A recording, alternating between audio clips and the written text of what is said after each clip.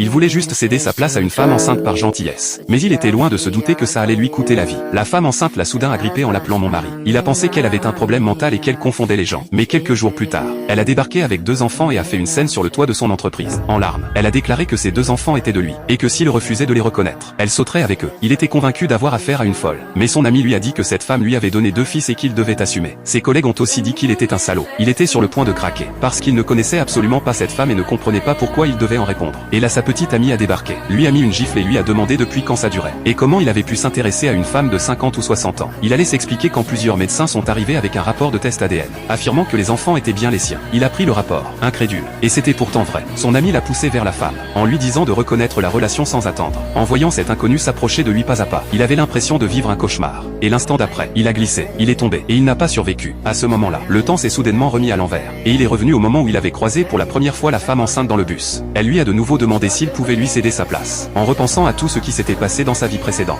il a fait semblant de ne pas entendre et a regardé par la fenêtre. Il s'est dit que cette fois, il ne devait surtout pas se laisser embarquer par elle. Mais c'est justement le siège à côté de lui qu'elle voulait. Les passagers derrière l'ont critiqué pour son manque de civisme, disant qu'il laissait une femme enceinte debout. Il a pourtant remarqué qu'il restait beaucoup de places libres dans le bus, et il ne comprenait pas pourquoi personne ne disait rien aux autres passagers. Il a commencé à se demander si ces gens n'étaient pas de mèche avec elle. La femme a dit que s'il ne voulait pas lui céder sa place, il pouvait au moins l'aider à rejoindre un siège plus loin. Il ne comprenait pas pourquoi ça devait être lui. À ce moment, le bus a freiné brusquement et la femme a basculé dans sa direction. Il a utilisé son sac pour l'empêcher de le toucher. Une autre passagère a aidé la femme, mais s'est quand même fait insulter par elle. Il a soudain eu une idée. Si un simple contact de peau suffisait pour qu'elle puisse avoir ses enfants, elle aurait dû le toucher bien avant. Le problème venait du siège. Pendant qu'il y réfléchissait, quelqu'un l'a tiré pour le faire lever, et la femme a essayé de s'asseoir. Au moment crucial, il a vomi sur le siège, forçant tout le monde à se boucher le nez. La femme a dû s'asseoir ailleurs, mais le regard qu'elle posait sur lui restait étrange. De plus en plus paniqué, il est descendu du bus avant son arrêt. Quand le bus est reparti, la femme s'est penchée à la fenêtre et lui a souri. Il ne savait pas ce qu'elle allait faire ensuite et est retourné d'urgence à son entreprise, en donnant toutes ses affaires personnelles à la femme de ménage. Ses collègues lui ont demandé ce qu'il faisait. Il allait répondre quand il a vu la femme entrer dans l'entreprise. Le directeur a demandé à tout le monde d'arrêter de travailler. La femme l'a fixé du regard, convaincue que peu importe où il irait, elle le retrouverait. Le directeur lui a demandé pourquoi il n'osait pas la regarder. Il a dit qu'il voulait démissionner. Le directeur lui a dit que l'entreprise prévoyait de le promouvoir vice-directeur le mois suivant, et que partir maintenant serait vraiment dommage. Ses collègues lui ont dit qu'il était fou, que sa réussite était à portée de main. Mais il avait déjà pris sa décision. Le directeur a soupiré et dit que puisqu'il avait décidé de rentrer avec sa femme, il ne l'en empêcherait pas. Tout le monde est resté bouche bée. La femme a déclaré d'une voix douce qu'il était bien son mari. Il était complètement perdu. Il ne comprenait pas pourquoi elle s'acharnait sur lui. La femme s'est approchée, lui a pris la main, en disant qu'il était méchant de l'avoir laissé seul dans le bus, et que ses pieds lui faisaient mal à force de marcher. Il a retiré sa main avec effroi. Son ami l'a traité de salaud, disant qu'il refusait de reconnaître la femme alors qu'elle était enceinte.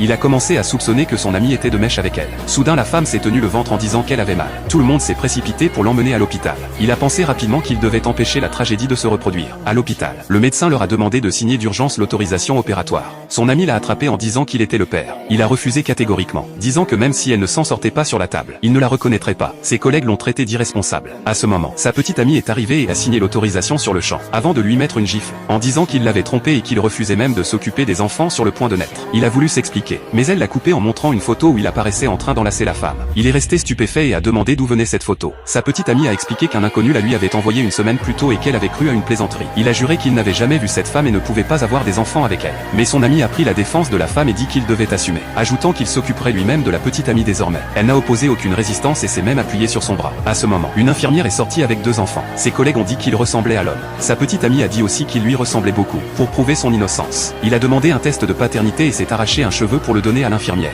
Son ami a dit qu'il allait s'en occuper, mais il l'en a empêché, certain que tant qu'il contrôlait la procédure, il pourrait prouver que les enfants n'étaient pas de lui. À ce moment, la femme a été poussée hors de la salle et lui a demandé s'il avait vu leur fils. Il l'a prévenu de ne plus jamais s'approcher de lui. Les résultats sont arrivés rapidement. L'infirmière est entrée avec le rapport. Il l'a saisi immédiatement. La femme est restée calme. En voyant les résultats, ses yeux ont trahi une stupeur totale.